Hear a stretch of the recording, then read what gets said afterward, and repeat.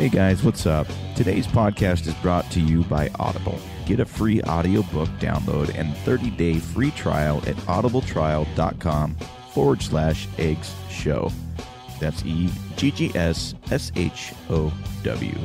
Audible has more than 180,000 titles to choose from for your iPhone, Android, Kindle, or just about any device you can imagine.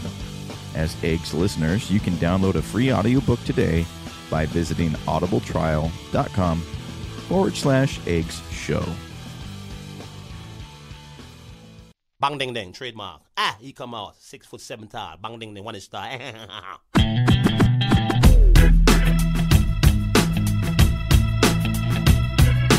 Bang dong ding dong ding dong ding dong ding dong ding dong ding.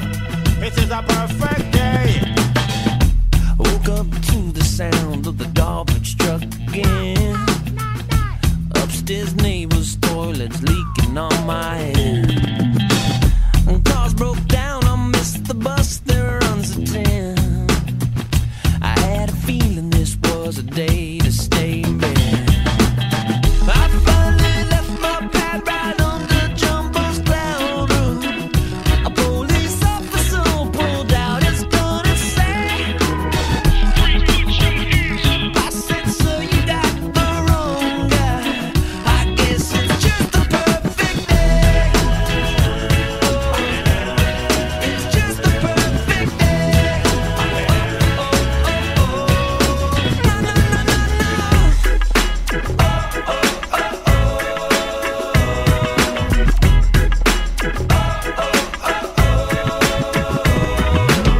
Hey guys, welcome to Eggs. This is episode 104, which means it's our 2-year anniversary. So I need to put some sound effects in there, like Yeah, right. applause. We need a big applaud or something. It's 2 years of doing this every week, every Thursday. Yep. So it's kind of a big times. deal for us, and because of that, we reached out to a special guest. And on today's show, we have Stormy Simon. Stormy is the former president of Overstock.com, and she is currently on the Cannabis advisory board. And she also used to be a morning show producer and on-air personality for Citadel Communications, home of cable and 104.5 The Zone. So we are really excited to have her on, and everyone, please join me in welcoming our guest, Stormy Simon. Thanks, Yay. you guys. A Happy second round of anniversary. applause. Yeah. Here's your sound effect. Yay! It's your second There we go. anniversary. Yeah, no, thank you so much, Stormy, for coming on. Oh, no. you're- We've got noise happening. Look, it's Yeah. already happening. I got it here. Love it so much, you got to play it twice. That's Mike's fault. That's right. No, actually, it was my fault. That is his So, fault. but anyway, yeah, thanks so much for making this happen. We have been trying in one form or another to have this conversation for a couple months now, maybe more. I guess really since last year sometime, right? Yeah, end of last year. End of last year. Yeah. And so anyway, so really grateful that you finally, that we were able to sort of get all the moons to align and get you in here. So this is a really exciting conversation for us. Yeah, I love being here. So cool. So to give you a little bit of backstory on the show, so basically our podcast is called Eggs, and the reason it's called Eggs is that we sort of take people, we look at business people, CEOs, startup entrepreneurs, touring musicians, creative directors, artists, and we sort of analyze the creative thread that runs through all of us and sort of how each of us manifest it in different ways. So, you know, in your case, it might have been in business, where somebody else, it might be in a music career.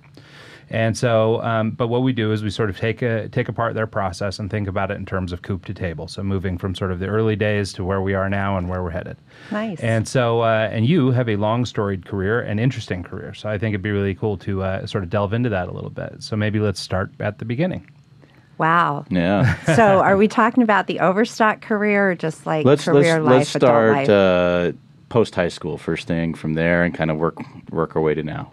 Well, post high school, I had a baby. Okay, there you go. Like I was holding him post high school and got married right away. Right, the year after I would have graduated. Okay. But I was taking a different route. I graduated a little earlier or later because I was going to have a baby, and that's how I started off. Okay. And was married and divorced by the time I was 21 and had my second child then. Okay. So yeah, so rocky, Yeah, crazy rocky start, yeah. yeah. So did you, coming out of that with kids, I assume college was hard or? Well, I didn't go to college. Okay. So I continued to take whatever untraditional step that there was. I didn't go to college, but I've always been scrappy and determined. And having kids when I didn't, they're never a mistake. So you're not like, oh, I shouldn't have done this. Of course. The mistake is the dog that you got. Right. I did. Yeah. Kids are little. The 5 dogs I had. Right. But it was difficult, but not impossible or insurmountable. And I just started working. My parents were always about going to work and working hard versus, you're going to go to college. I just didn't grow up hearing that. But I grew up hearing that I was capable and that I was smart and that, that you could do whatever you wanted. And, when I became a mom so early and then becoming a single mom, I think there was a lot of fear nipping at my tails. Like I had to take care of these babies and I have to do it. And that's really what was my drive to begin with. Was you had to. Well, yeah, and I think that's a really important thing to talk about, because I think for a lot of kids, who maybe went a more traditional route, they do have it beat into their head that college is the only way, and if you do this or that wrong along the way, that maybe you're a mistake or you've messed up and there's no future for you or whatever. And so I think stories like yours where you've overcome something difficult, in your case it was having to raise a child at a young age, but I mean, a lot of people have a lot of problems. I think hearing people who have, sort of achieved the levels of success that you've achieved in business and personally, I think those types of things are really important for folks to hear. Yeah, and once I joined Overstock at 33, I became a single mom at 21.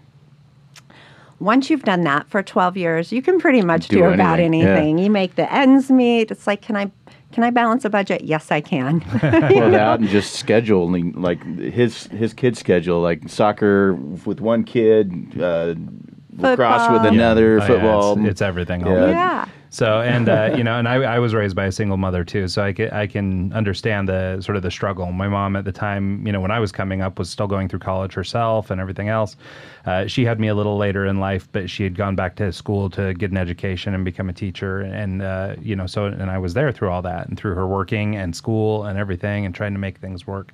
And, so for all the single moms out there, that's a tough job. It's not easy. It's not easy on the kids either. No, I'm sure. They learn to do a lot on their own quickly and rely on the neighborhood moms and, things like that. So my boys are spoiled to death because they've got the both of us. And so, they can pick their favorite, they can pick their battle, they can pit us against each other, whatever it takes. Yeah. I didn't have that luxury, but they do. And so it's interesting, I mean, maybe it's just me being old, I've got the sort of the syndrome that is the uphill both ways, walking to school in the snow kind of thing. Sure. So everything was worse for me, right? And so when I talk to them, like everything just seems so weak. Their problems are so, come on, back in my day. Back in my day, I had to get up to turn the channel on the TV. Right. Oh. I had to actually roll the window down on the car. Right? It's hard. Yeah, times were tough. Dial the phone, rotary. So, what was your first job out of high school? Well, I worked at Taco Time in high school, which was super fun.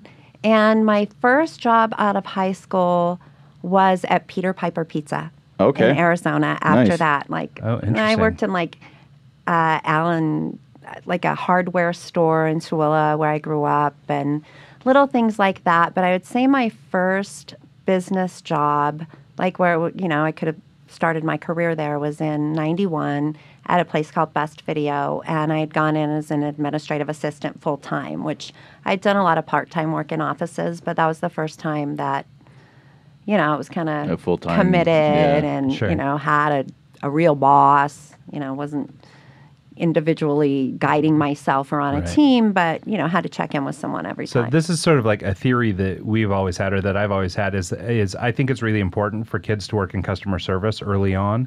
Do you think that contributed at all to just your overall success, learning how to deal with the unwashed masses of society, from your youth? Absolutely. Taco Time was one of the best jobs I ever had because it forced me to interact on different levels at, 15 years old.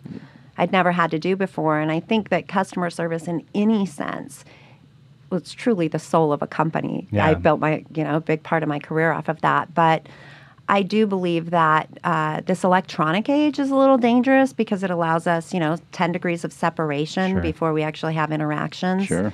And, the earlier we can start serving people, I think is better for everybody. Yeah, I think it's really important. And, it's something, a lot of people would downplay jobs at, a Taco Bell or whatever, because it's, doesn't I mean, it's not exactly an illustrious position, but at the same time, I think the lessons learned from time in customer service, and like you said, in whatever capacity, will carry them through their career. Yes, and every job contributes to the wheel, right? So it may not be the most luxurious job, but it's definitely a needed job and a job to be proud of. I love Taco Time. I still go eat those bean burritos. They make everything fresh, by the way. The half-pound soft taco there is the best. Yeah, they're cooking the beans in the building. Everything's fresh. Oh, that's awesome. Yeah, he's got a Taco Time card. Yeah, yes, it's greatest. Bean and cheese burrito dipped in enchilada sauce all day. The quesita burrito. I might have to hit Oh them my up on the gosh. way out of here. That came out when I worked there. One of the things I got trained on was making. Yeah, some I haven't of the been in first 1,000 casitas. years because I'm trying to be low carb and all this stuff. I'm trying Stop to follow it. whatever Right. trend I can find nowadays. But Don't do it. but the Taco Time doesn't make too many appearances anymore. But it bums me out. I miss them. The half-pound soft taco. That's my jam. So I love that one. how'd you get into radio? I actually was working in the video place. It was video distribution. So when home video happened, all of a sudden we had this new business where video shops were popping up all over the place. And Salt Lake City happened to be a hub for distribution. Okay. There were a couple competitors here, joined one of them, and my job there evolved to be writing radio copy for the new releases that would come out on video. So, I mean, movies you even know, but they'd have them write us for our regions. And I started writing radio, and we were buying radio all over the United States, really. And it used to be that classic rock station, 93. Remember the old days before cable, 93? And they were just shifting formats, and they were shifting teams, and they called and asked if I'd like to come over and be the promotions director. Nice. So And- you ran the street team kind of stuff, or? Kind of, but I came in and they were changing teams, so nobody really had, their job. So I didn't really know what it was, but those are the things I did. Had to drive the big, cable rider, the big semi truck, and all kinds of crazy stuff there. And then thank God I got asked to be on air and be the producer of the morning show. And How was that experience? that was such a great experience. I had so much fun. Every day I'd come in at start at 5:30, so I'd come in at about 5:29.5, sit down in a microphone like this, whip out my makeup mirror and my makeup, and they didn't have video on us, so you could just do your makeup and take the calls. And, I learned a lot about media, Yeah. and listening and Yeah, it's interesting. The different skills that we've already talked about, early in your career, from customer service to now doing some broadcast work and things like that. Like, it's funny how now looking back, how impactful those things have been on your later career. Everything from speaking at TED and doing, running Overstock and all these different positions. I mean, it all came from being really good at those things or learning those things early on in a career. listening early. Because I didn't go to college, my education was every time I walked in a room, I had to get something out of it. I realized, every time I walked in a room, I think every person here is smarter than me. So, ears open. And that's how I did it. So I'd go to work as if it was a college course and learning about every piece of it that I could. I think that's a really interesting perspective. I like that idea of just continued education and continuing to learn and treating your jobs that way. Yeah, I had gone to the community college for a bit. And what happened was I got that video job in the summertime. I was just going to take a summer job. And those college classes were quite boring. The marketing classes weren't fun and, really cerebral as far as reading and trying to see, put things together that you hadn't experienced. So going into that job and just having done a few business courses where they kind of all came together at that job, just the way the company was structured. Mm-hmm. And I realized that was my type of learning. I've always regretted not going to college, and I'll always feel like that's, I still think I should get up tomorrow morning and do it. Well, I'm 4 credits shy of my degree, and it's like I stopped going because I was like, why am I paying for this when I can learn it on my own? So it kind of, we've got this theory that like we've interviewed a couple people that have online learning platforms like Team Treehouse and The Future with Chris Stowe, and we always ask them is like, do you think that the future of education is going to stay the same? Do you think it's going to switch to more of a portfolio base or versus an actual get the degree and go that route? And a lot of them are they're mixed. They depending on the career and the field that you choose depends on if you actually need college or not. Yeah. In our profession, I mean, like our portfolio kind of speaks for ourselves. That's our degree. We've got our resume right there, and so it changes things once you are in a creative field like this, I think. So Yeah. it really just depends on what you're doing. Well, I think millennials have changed it for us all, right? We were just talking earlier about, they kind of say, I'm going to do what I want and I'll try to make money off it. Right. But what I want to do comes first. Right. And I kind of like that. Yeah. I kind of like that way of living and thinking, we can drive from passion and we do have the ability to make money off of passion and things that we love. And I have to prove that later in life. Yeah. You're talking to two people that have followed that route. Yeah. So let's talk a little bit about then sort of your next steps moving into Overstock. Like it feels like quite a leap. So how did that transition come to pass? Well, I got a few more years of experience at various things in between, but I literally walked into a temp agency, was moving back to Utah from Las Vegas, and went out there for a startup. September 11th happened, and Vegas shut down, and so did the startup.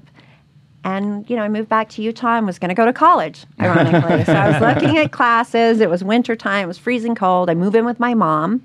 I'm like, this is going to be so great. 6 weeks later, at the most, me and my mom were like, one of us has to go get a job. Like, we can't just be hanging out all day, every day. This is too much.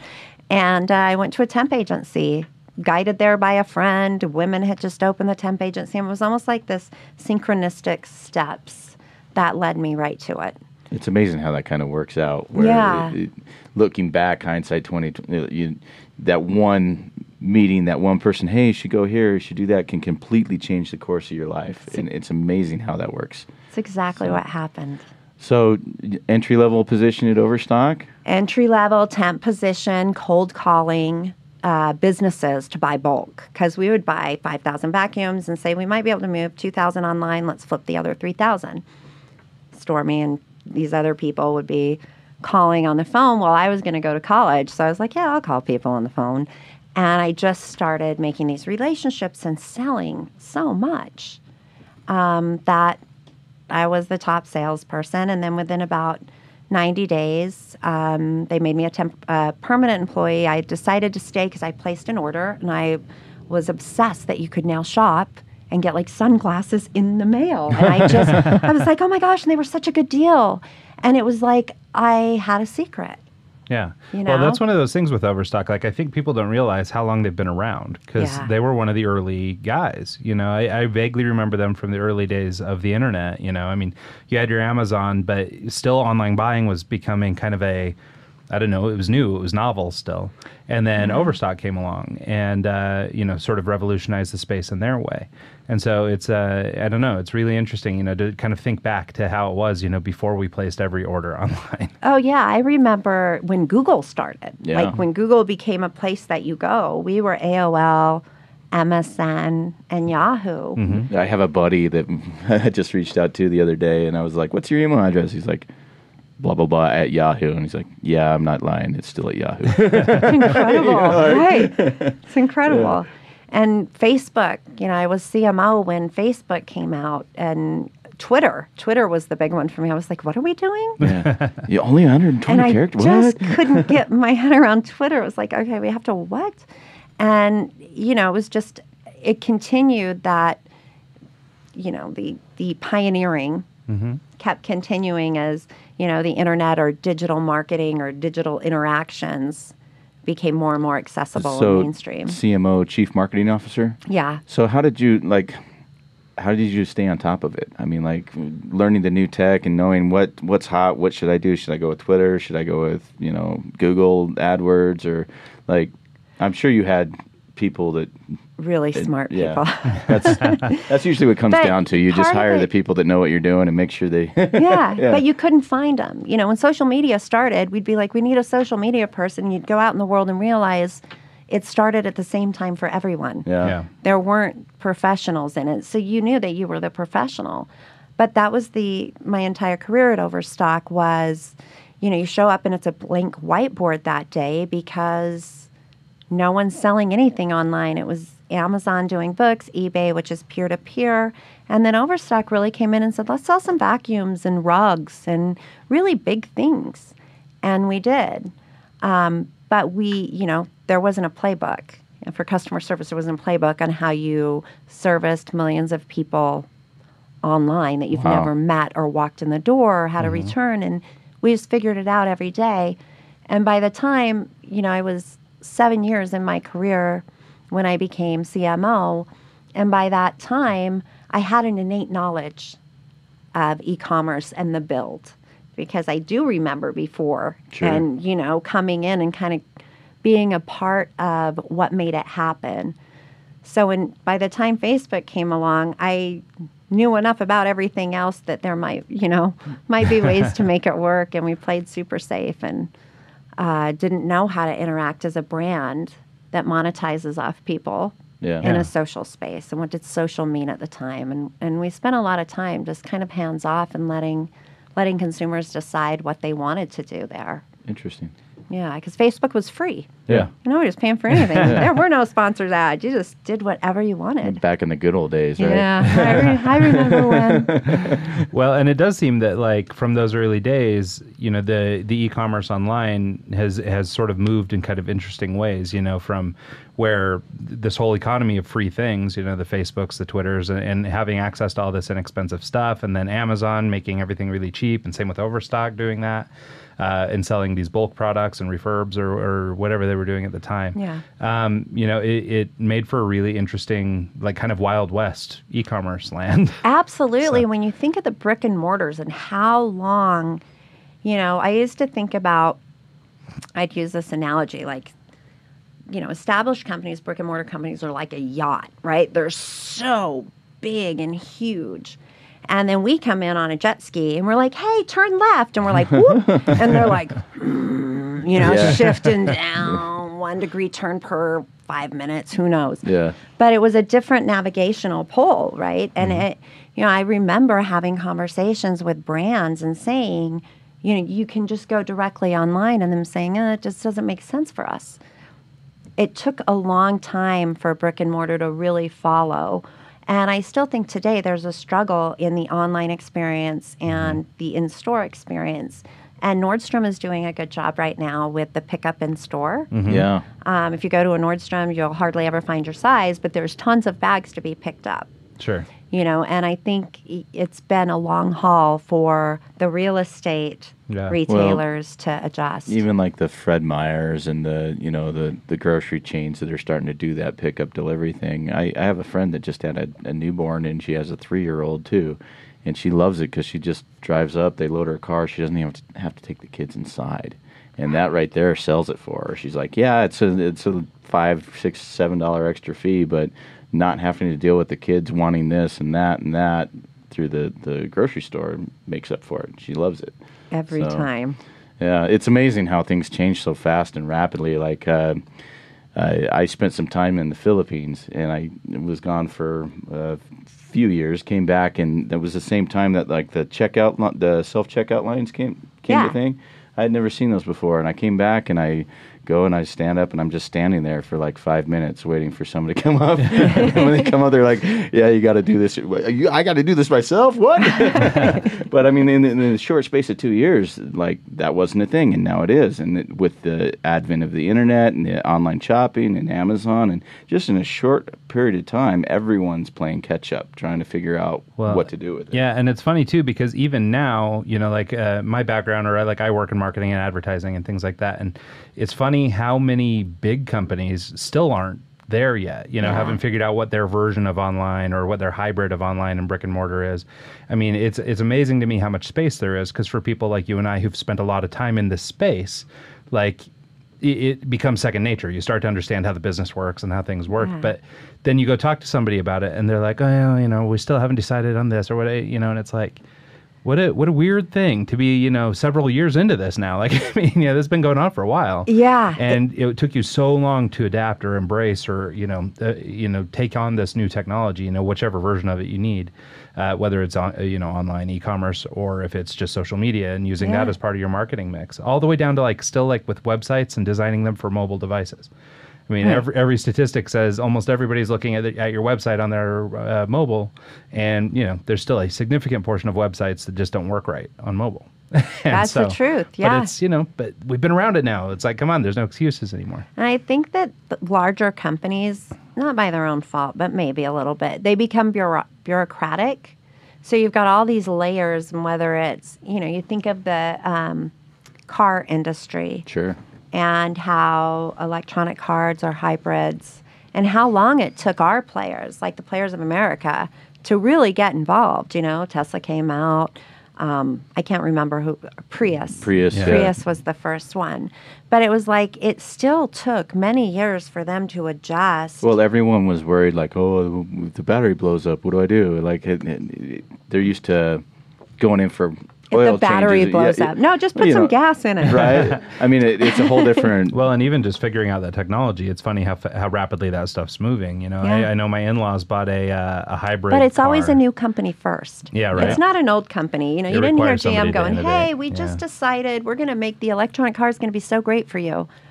It's always a new company, and then the established ones have to, turn their yacht. Yeah. I think there's, a little hesitancy on the bigger companies to go and do a significant change like that. You look at like Coke when they did the new Coke back in the day and how big of a flop that was. And like Dunkin' Donuts dropping the donuts and they're just Dunkin' now. And I'm interested to see how that's going to play out and affect their... I had no idea. Yeah, they're just Dunkin' now. They're not Dunkin' Donuts, and their whole... Like, I heard a radio ad for them the other day, and it just threw me off because you're waiting for Dunkin' Donuts, not... Dunkin'. It's a whole rebrand, just Dunkin'. So it's a little different, but it'll be interesting to see how that plays out for them.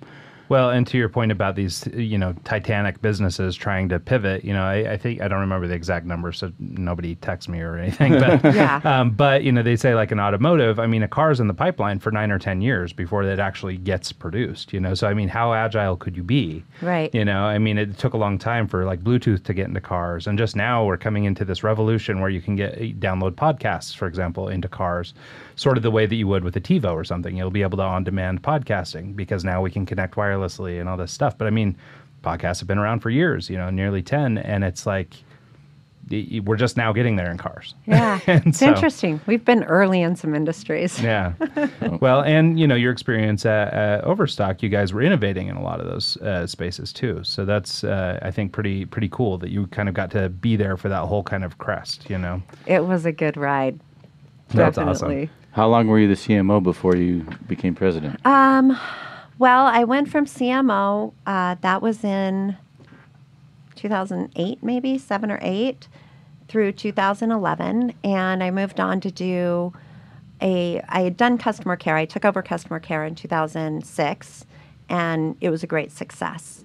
And by 2011, we realized we needed that same sort of interaction with our partners or vendors or manufacturers that we were selling for. And so I went on to create a platform that they could interact with us similarly to the way the customers do. Oh, nice. And it was pretty slick. And then from there, took on logistics and our warehouse space and opened up a few warehouses and, tried some different programs in that sense, which was completely out of my wheelhouse at the time. Again, I had the innate sense or knowledge of Overstock and the way everything worked.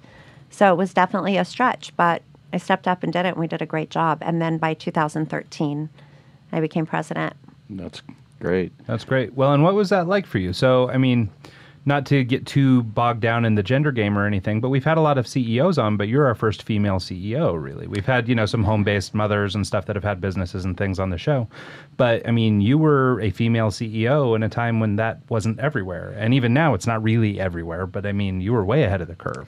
Yeah, and I never held the title CEO, although I did run the retail business while the CEO was on other projects. Okay. Yeah, president, I should say. Yeah. Yeah, get it right. But leader of that division, I get it. And the That's a hard question, especially in Utah. And there's a tough thing as a woman. You know, it's interesting. I left Overstock in 2016. And, you know, it wasn't a quick switch where I was like, oh, I'm going to walk away from my baby. Yeah. You know, this was a sophomore in high school when I left it. That was my baby. Yeah. And so that wasn't an easy decision. And being able to, as a woman, the single mom, the non-Mormon, Yeah. I had a lot of things against me here, and, you know, particularly in Utah at that time. Yeah, hard to walk away from after earning it, Yeah. you know, and were there punches? Absolutely. You know, any woman that, you know, is my age and has been through a career that I've been through and then says, oh, that's never happened to me, I call bullshit. I just call bullshit. Right. I mean, it's just, that's not true. And we talk about, you know, the hashtag Me Too movement, and it's very many different flavors of that. And there's this far end of, you know, holy shit, Harvey Weinstein. Right. Like, oh my God, Matt Lauer. To the minor comment walking down the hall. Right, to where now there's such sensitivities on these other sides that are like, oh, don't call me sweetie. Well, some people just say that in their home if you're from the South. Or, you know, so there's sensitivities. You know, in the 90s, when I was in my 20s and a young girl navigating through a professional world, yeah, that kind of stuff today wouldn't be tolerated and by myself either. But at the time, I mean, well, what else were you supposed to do? Right. Well, we had Gina Grad on our show from the Adam Carolla show. Yeah. And she talked about some situations that she came into in the radio business back in the day, like contests that they had her do where it was borderline super inappropriate. And back then it was totally fine. Like no one even thought twice. And now I like that it's kind of coming to the forefront where people have to think twice about stuff like that. Well, it's good to say it hasn't been equal. Like it's good to say that out loud, and it's super uncomfortable to say because you can come off as a bra burner, you know, which you could come off as that. And that's, I don't think that's anybody's intention. You know, nobody should have to burn a bra to be equal. Right. We were equal the second we got here. But I've also lived in a society where that wasn't true. That's not true. And so we have a lot of things as society to work through, and I don't think it's going to be done overnight, but yeah, it wasn't an easy navigation. Don't cry in the boardroom. Don't cry at all. Oh my gosh, you're so tenacious, but he's well spoken, and you're, you know, too loud. And watch your laugh. Yeah, is also one I've heard said that's a to nice females. But you know, even the adjectives that we use or were used to describe females were very different than they were used to describe men. Now, is that fair? Sure, if it's true. But we just should be aware. I don't think there are a bunch of men in the world that are looking, well, I take that back. You know, I'm sure the men I've associated with aren't looking to suppress females. I don't think that's their intent. But were we raised in a society where by nature and our history, there was a suppression of females as well as black people and minorities? Yeah, that's the life we just lived. I have 2 white sons. They're white men. I love them dearly, and they are great. They need to be able to succeed in this world, not as a majority, but as an equal. Yeah. And, you know, it's a great place to see this generation coming and seeing that happening, you know. We're in a good spot. Yeah, no, I think that's really a nice perspective too, because there are so many people who go too far one way or the other, to demonize men or demonize women, or like there's always somebody kind of pointing a finger. And I think I kind of look at it like a little bit like a pendulum. Like we're trying to get back to the middle. It took us being really bad to realize that we needed to fix it. And then you kind of go too far the other way, and maybe there's some people being accused of things that maybe weren't as big a deal as they were made into. But we'll get back to middle, and then we'll have solved that issue, and then we could move on to the next one or continue working on it. I think it's just about respect and acknowledgement. I think that's pretty much what it comes down to. That's it. Yeah. And, we're getting there as a society, and I think it feels good as long as we can love each other at the end of it. Like, I think Trump and, the administration, I don't have a side, but there's been a lot of dividing lately. The Me Too movement divided. male and female, which in some cases, it needed to be done. But there's a lot of, people make a mistake or do something and they're ostracized versus accepted back into society. Mm-hmm. And I think that's a dangerous game that we tend to play, and a lot of it's online. And, should Harvey Weinstein go to jail? Probably. Yeah, based on what I'm hearing, probably. Yes, right. Yeah, based on what I'm hearing, I don't either. But yes, but should we act as if we didn't love his movies, or that people would have worked there in a split second for Harvey Weinstein and did, and then they found out he was a bad guy and they still did? Like, that was all real life too. Yeah. Like, there was a tolerance circle that was very, very big, and many participated. Well, and that's the thing. I think trying to pretend that none of that part happened is where we've gone too far. Maybe that's where this pendulum has gone out, wide a little bit. Yeah, we're all broken. And then as we'll start to come back in, we'll realize, the problems that needed to be fixed or be addressed, and we've let those things out, and we've, aired them now. Yeah. And then we can start to get back to normalcy. You've seen so many people or heard so many stories of people's careers ruined or whatever because somebody made an accusation, nothing more, and with or without any backing, they could just go on Twitter and say something, and then it's law, and people have lost careers and things over that. And so I think it's really important to try and be level-headed and sort of, understand that we're a work in progress and we're trying to get better. And as long as everybody sort of subscribes to that notion, I think we will. Hallelujah. Yeah. So you work your way up to president. Yeah. And you're there for a few years. What made you change your mind and decide to move on? Because that's got to be a hard decision. It was hard. My mom passed in 2011. I became a la-la, which means my son had a daughter, and we don't say the G word around my house.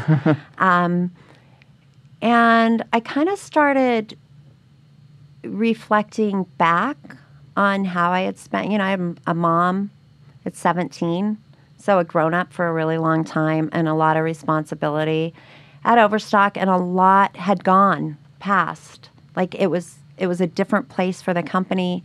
I think the next stop would have been CEO, and too much too much, but I mean, as president, just given what the division of duties were, I kind of had that over the retail side of it, and that's what I did.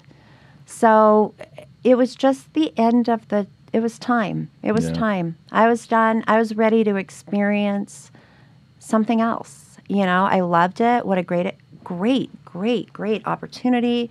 I made the most of it. I did it. I had amazing success, but I have a life too, and the fear. My parents worked the same jobs for 30 years, and I had a fear of that. Like, oh my gosh. And, I think the idea of another 10 years made me panic.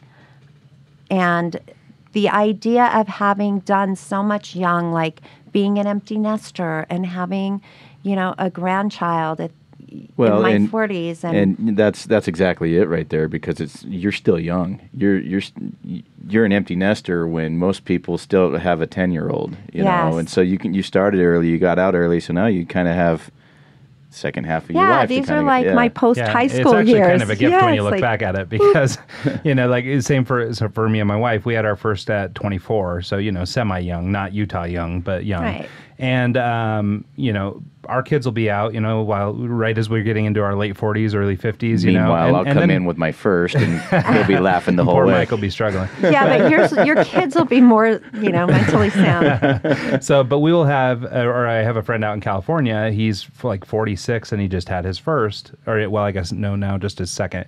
So, but I mean, he's gonna be 80 before those kids are out of his house, and so I mean, I look back, and even though I felt like I was really too young probably to have got into the kid game, like, I'm totally grateful for that now. Like, I get to be, young and active with young and active boys. I have 2 sons, and so I get to do these things. You're not going to be 65 trying to play football in the backyard. It'd be like, is your grandpa bring you to school again?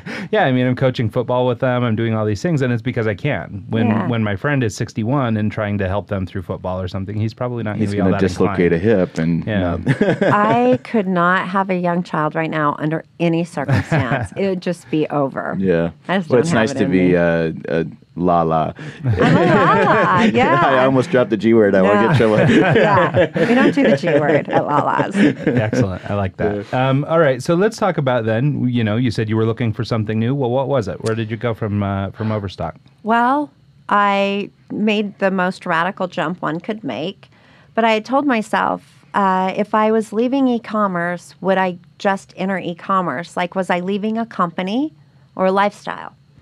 And they're pretty similarly tied because a fear for me is becoming, and I learned this from radio. So I got fired from radio. Oh, really? But I was like, Stormy, from the morning show, and so I was, your local celebrity. Yeah. And then when I got fired, I was crushed. I'm like, oh no, I'm not her. I can't go out. I'm not her. Who am I? So any job I took after that, I was always really careful to protect myself into becoming that title that isn't yours to begin with because you can be fired. So I tried to protect myself from that. Harder than I thought. But I thought about e-commerce and I could do whatever I was going to do in e-commerce at Overstock, so I jumped into cannabis. And I literally did it just like that. Like I said the sentence, and then I decided. So what was going on at the time when you decided to go that? Because that's it's still becoming okay to talk about, even. Like, people still have that stigma that comes with it. But when you left Overstock and going from something like that to the cannabis field, that had to be like night and day, and then especially in this economy and in this Salt Lake area, was like night and day would be easy. It was more like Earth and Mars. Okay. I do think it's interesting though that you got into cannabis right at a time not unlike when you got into Overstock, where it was sort of revolutionizing or building a new industry, getting into a whole new world. So I think that's kind of interesting. Maybe that's subconsciously what you're seeking. That was part of the pull, actually. It was the idea that it was just happening, and Denver had recreationally legalized. And I have been attracted to this plant since I was a teenager, and I have no shame in that. Yep. I'm glad that you say that. Yes. It's so hard to just be like, playing the part and like not acknowledging that it's part of your life. Well, there's nothing wrong with it. I can't live my life like I'm a criminal when I'm not. All right. So this is the plant, and I've associated with it. I didn't know why. None of us have, right? It's just been there. It's been that funny thing as a teenager, whatever. And as I got older, I'm not a drinker. I don't like alcohol. I prefer cannabis over it. And so I kind of kept my, that was in my life. As it started becoming legal, medicine is coming out, science is backing it, Denver goes recreational, and I am like, oh, this is exciting. We've all read books, we've all done the history on the Prohibition and Al Capone and all the things government did, and fascinating. So I decided I would join, I'm going to look. I go on LinkedIn, search cannabis jobs. One of them's like, easy apply. I click the button, don't think anything of it. A couple months later, they call. I say, yeah, we'll go. 90,000 square foot grow, 2 medicinal dispensaries. And then all of a sudden, I'm exposed to a medicine. Sure. And kids with tattoos and skater kids that are taking care of this medicine that moved to Denver in order to have a plant medicine versus the pharmaceuticals that they want to give them for their rheumatoid arthritis at 25 years old, or their Crohn's disease, or their IBS. And these kids are saying, I'm too young for all this stuff. The side effects of this after 20 years is too much. Yeah. So they're healers, and they make this trek, change their whole life, and then become healers to other people. So I start meeting patients, talking to growers and how they view this plant. And these are growers that have been growing for years. Both markets, black market into this market. And I have friends that have done both. Thank goodness. Thank goodness they made it. Yeah. Yeah, good for them. Yep. And, they're looking at it as a medicine. They're not, looking at it like Monsanto to make our tomatoes bigger or different. They're growing it purely. So I learned a lot. It's amazing how they, I've sat down and he took me through his facility, so I was able to kind of see the process of, nothing to full plant to drying to everything that they have to go through. And they break it down like they'll see the bugs that are on the plant, and they actually have okay, there's this, is in like an aphid or something, and they have other bugs that can go in and attack them. So it's all pure and natural instead of chemicals. And like I'm not the one to talk about it, but it's like literally he showed me on a microscope. He's like, see that little thing? We got this guy that can go and attack them. And it's just crazy. Isn't it amazing? It's insane. And they go, it's like the plant is a second kid. And he's like, dude, I grew this thing from a seed, and it's pretty cool to have that care and attention to detail. Well, it's interesting, and it's so contrary to the type of medicine that we take in this country right now. That's right. And, I've always been sort of against just, medication, not for any kind of, moral reason or whatever. Just for me, it wasn't my thing. I would do therapy before I took pain medicine or whatever. And so this stuff is really intriguing to me for for a lot of the reasons that Mike was just talking about. Just everything is sort of green and natural, well, literally green, but natural and sort of, of the earth versus, some concoction that they put together to do whatever. Well, and I think one of the most disturbing things I learned in the quest once I found out it was a medicine, and I'm like, why do we not have this plant? What's the thing? What was it? It was nothing but greed. All politics, all controlled corporate America.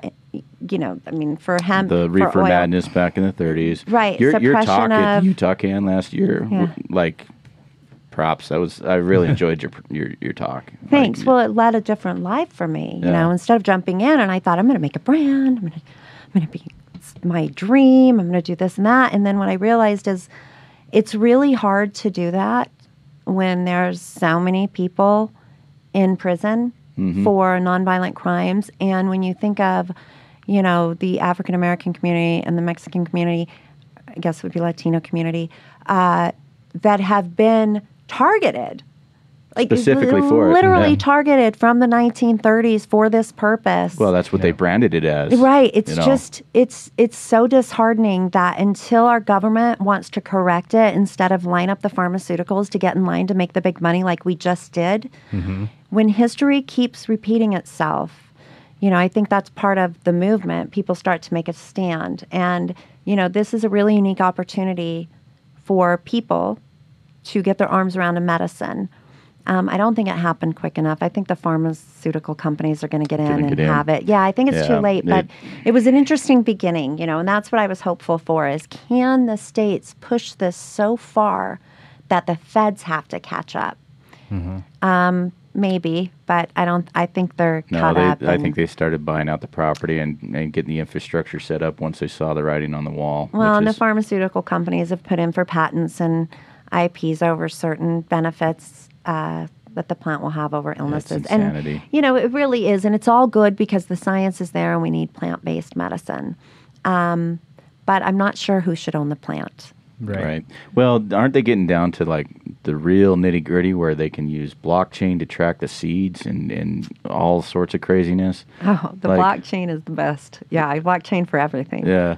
I haven't done enough research to talk knowledgeable about it, but I've heard that they can track the seeds. Like they can. Sure. It's pretty crazy. Yeah. I mean, and it's interesting when you think of these third, fourth generation farmers, the agriculturalists that have been doing this underground for so many years, but family businesses, that they have IPs that, if they release to the public, they lose control over. So their very own genetically created plants that they really have to protect right now in order to monetize on the big brands and what's coming So next. that's actually more in favor for the smaller companies, is the blockchain technology like that. Yeah. That helps them out more than the, okay, well, that's good. Yeah, I would say that protecting that IP and the tracking of one particular plant is really important. So we've talked, I don't know if you are the right person to talk to about this or not, but you probably have some insight on it. The medicinal benefits of hemp and marijuana are there. We've kind of discussed that before with other conversations. But what are some of the other benefits as far as like the nutrition for the fields and what's the word? The benefits that the crop itself can bring to just the agriculture industry, the farmers that don't have good crops now can have access to a great crop. Just what are other benefits that we're not necessarily thinking about other than medicinal? Well, I think, textile, hempcrete, this plastic. Hempcrete is one that Hempcrete's that's amazing. yeah. The first Model T Ford was made with 10% hemp because Ford was thinking about these farmers and thinking, how do I implement this into a new industry? So these headphones maybe could be made of hemp. My outfit for sure can be.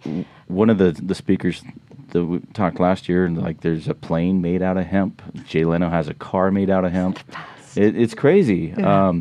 But the hempcrete actually has me kind of excited because if you think about it, you can grow your concrete for your house, right? I mean, like if you get to grow it, right? That's where who owns the plant comes in. Like if you can.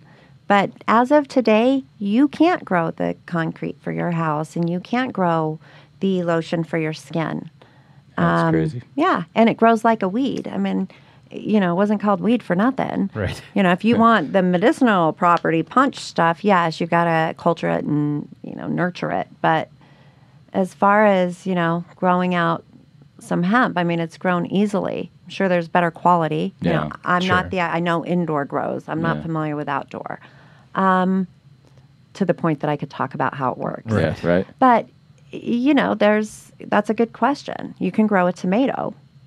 Yeah. You can't grow a hemp plant. Yeah, it's crazy how that is, huh? It's crazy how much money is going to be made off of that decision. Yeah, well, and that is what's so crazy is that, we're just letting these, whoever's got the highest bidder, can go in and buy up all this intellectual property and stuff that will then, prohibit our growth or just sort of society's movement into a healthier world. Yes. It's really interesting. We talk a lot, not so much on the show, but just like I'm always complaining. I have a small office over in Barcelona, so I spend a lot of time in Spain. And the food quality over there is amazing. Everything is non-GMO and sort of straight from the earth. And it's significantly better. Where here in this country, you might be eating healthy, you're eating a tomato or something, but it's been tweaked and modified and done whatever. It doesn't taste like the tomato you grow in your backyard. Totally different. Not at all. Completely different tomato. And so the idea that by design our country is working against us, now, to keep with this conversation in hemp or in marijuana growth, but really in everything we grow. It's capitalism gone maybe too far. And so it's kind of an interesting world that we're living in right now. And with this particular plant, we're actually asking for permission. Like, hey, will you own it? Yeah. Will you take it from us? And, maybe potentially charge $5,000 a prescription later? Oh, my goodness. Yeah, that's what, crazy. There's a piece of me. Yes, I want the science. Yes, I want the healing. I want all of these sick people that can, some people have miraculous experiences simply by introducing cannabis to their lifestyle, when they're sick. Other people don't. But could they with science? Maybe. But how does that look on the other end of it? Like, I want the science, but I don't want the ownership as, these are the people we're asking for pharmaceutical companies to get involved. They gave us OxyContin. We've declared an opioid crisis for I don't know how long. The only thing that's happened in some states is marijuana has come in and opiate deaths have reduced by 25%. Yeah. There's no more, you can go analyze that all you want in a laboratory, but that's the only thing that's different. It's not because Trump declared it. It's because cannabis was introduced. Well, one of the speakers, I keep referring to Utah Can, and it's actually next weekend, the second one, but one of the speakers last time around was a CBD expert, I think from North Carolina.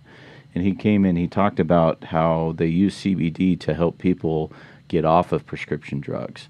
And essentially what it does is you, instead of taking your normal dose, you cut it in half and you take it with the CBD, and it feels essentially like you're taking your full dose.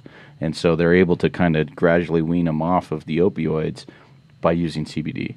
Definitely and helps. it's amazing how effective that is, and the benefits of not just the CBD, but the THC and everything that the whole plant axis provides. And I'm excited to see what will happen in the next 10, 15 years, but I'm also nervous too because, Big Pharma could come in and change everything. Any plant can follow this one. So plant is a plant is a plant. Have we studied carrots to the degree that we should for medicine? I don't know the answer. It might be yes. Have we studied, tomatoes or turmeric, which I think is a huge cancer-fighting agent, just on what I've been able to research on my own. So, the FDA doesn't approve any of the nutraceuticals that we have, right? You go into the GNC, they're not saying, this is true, you take this, and you're really going to get the benefits. They can't say that. But this is one of the first plants to enter into the system. And what's next? Yeah. Because I know the people are already fighting for more plant medicine. Denver has... they're passing the mushrooms one right now. Yeah. Decriminalizing mushrooms. Which I think is good. Amazing. Yeah. It's amazing. It's a great thing. This is a great thing. I went to Peru last year and did my own little Eat, Pray, Love trip for a couple weeks. Did you do the, what's it called? Ayahuasca? Ayahuasca? I did. How... Okay. We have to pivot and talk about this. Okay, but first though, I have to tell you, part of my life changed with this. The man I met healed himself, my shaman, healed himself from the cancer my father died from in 1991, and he healed himself from the earth. So I'm obsessed with this guy, right? Yeah, sure. I'm like, what, this guy? And he said, everything that you need to heal yourself is from the earth. You just got to find it. And I've taken those words with me. It's been about 13 months. And I just, it just keeps coming up as relevant. And of course, in the cannabis world, it seems very relevant. But yeah, here's my shaman there. And it shifted the way I thought of the earth supplying us with things. Mm-hmm. So let's talk about that kind of experience as a whole then, because this is really intriguing to me. I mean, normally like the Joe Rogans of the world get these people that have done this. So I'm curious to hear about it. I guess sort of what inspired the trip? Is it just your general, interest in sort of earth-based medicine that sort of inspired that, or were you trying to overcome the something? road to 50. Okay. The road to 50, and then some friends going, and that just. If you could go back 15 years and do it then, would you have?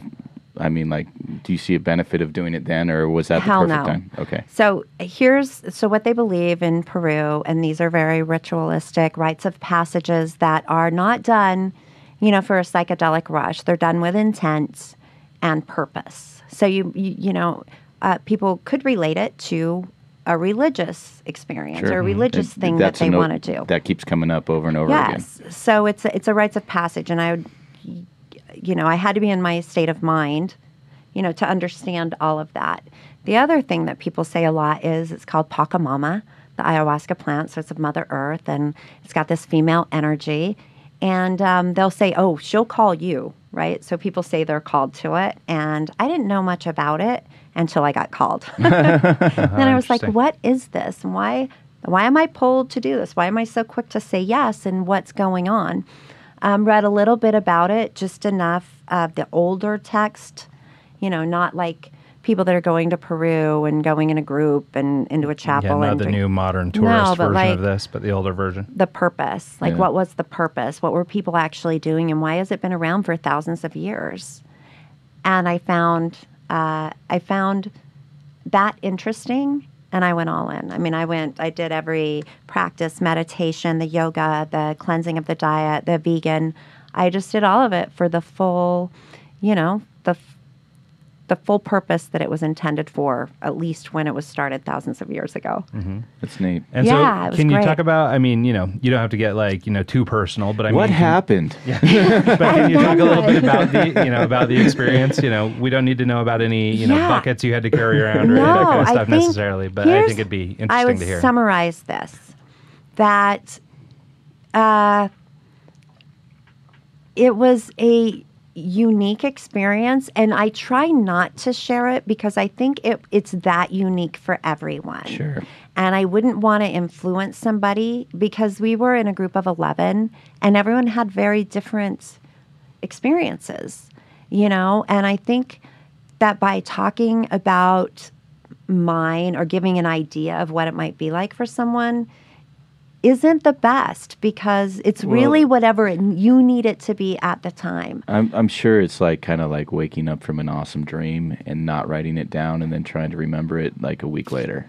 Same kind I of. remember every single Really? Absolutely. Wow. Absolutely. That's cool. Absolutely. Yeah. Yeah, no, I've actually heard that it's such a profound thing, but like you're saying, it's very unique for individuals, so whatever it is you're trying to work through, the visions or the however you want to describe them, sort of the optics part will try and carry you through whatever it is you're trying to overcome. Yeah. So whether it's a journey of aging or just overcoming loss and problems in life or depression or whatever it might be, as people take it, the experience is sort of custom to their need. Yeah, and it's not for everybody all the time. Sure. And I do know people that'll go take it and they're, like, I don't know, once a month or something. I didn't have that type of, I don't know if I would ever do it again, but what I got out of it was so profound for me that it was well worth it. That's cool. I wouldn't suggest, someone just running and doing it, but maybe that's for them. They should do it however they want. But well, I think the guided path is the way to go instead of just, hey, you got a homie that's got something, hey, try this. You don't do that. The guided, well, I think the word you used was intent. It's all about, sort of properly framing the whole experience, and getting your head into the spot where you can actually be treated by the medicine versus, doing it for tourism or to go with a friend or, whatever it is. Like, this is a big internal thing that you're working through. And so the purpose of this medicine is to help carry you through that or help you resolve this purpose. Yeah. And so I think it's really important to frame it that way. It was a week long in the retreat, and one of the most substantial weeks of my life, but it was my Eat, Pray, Love. You're there by yourself, you're in it, and I was there just for me. That's awesome. Yeah. Yeah, that is and really that great. felt good too. So, your company right now, is it your company? No. Okay. Not Cannabis. I've done a few things in the cannabis world. Sure. One of them was work with a blockchain company that provides banking within dispensaries where you can take debit card and credit cards. Well, that's a whole another thing right amazing, there. Yeah. Amazing company. I was with them for 6 months. Cannabis, been working with them since 2017. An amazing story. Happy to share that. And then I'm on the board of High Times. Okay. And I do some work with High So Times. is it Angela Bachman, or one of the Do writers? I know Angela Baca? Yeah. Yes, I know her, she's but one of not the from writers. High Times. Okay. All right. Yeah, Doesn't she a contributor for them? I don't know. She could I think be. she writes She's a for great them. writer. Yeah. But sidetrack. Yeah. So, what is Canna Kids? What's the mission behind Canna Kids? Yeah, Canna Kids is actually a for-profit product that's focused on delivering cannabis as a medicine to both pediatric and geriatric patients, but of course it's for everyone. But Canna Kids was founded from savingsophie.org, and Sophie is a human, a little child. She's 6 years old, and she was diagnosed with a glioma optic. I think I said it right. Probably not. I should after this much time.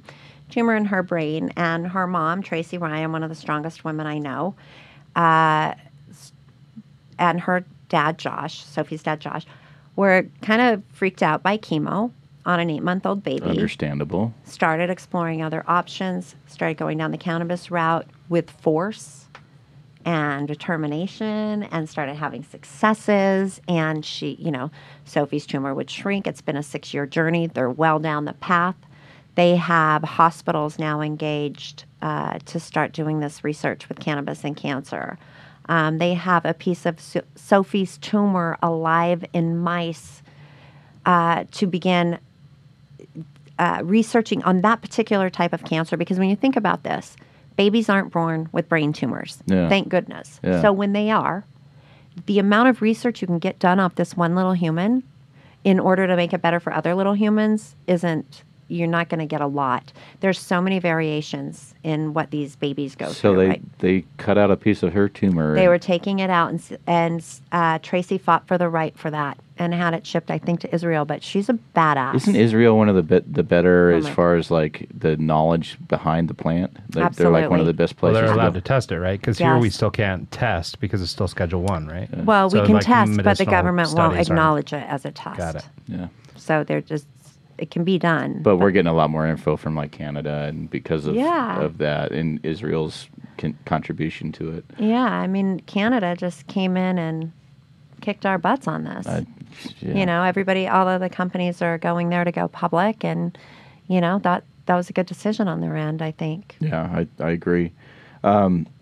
So it started from Sophie was her name? Yeah. Okay, so it started from that website and evolved into Canna Kids. Saving Sophie's a nonprofit. That's the nonprofit part. So really dedicated to research and then making sure that children who may benefit from this medicine has a resource in which they can talk to a nurse about it, or you can go online and speak to a nurse, ask questions for those that are curious.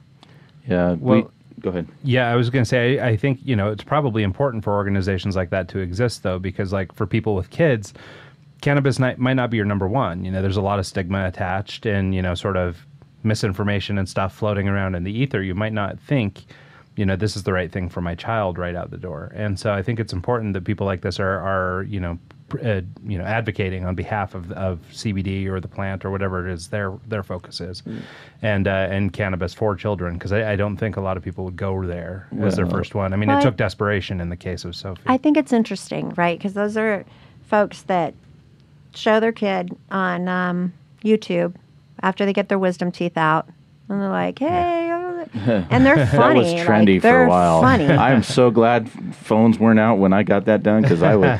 But they say like, "Oh, the child has cancer. Doesn't that get them high?" And it's like, define high. Yeah, right. Like, is it define better than, high? I don't know, but if it fights cancer. Yeah. Well, and so isn't it better than whatever But toxic component we we're giving those video kids kids anyway? high. Yeah. And then we say, well, that's legal. Well, okay.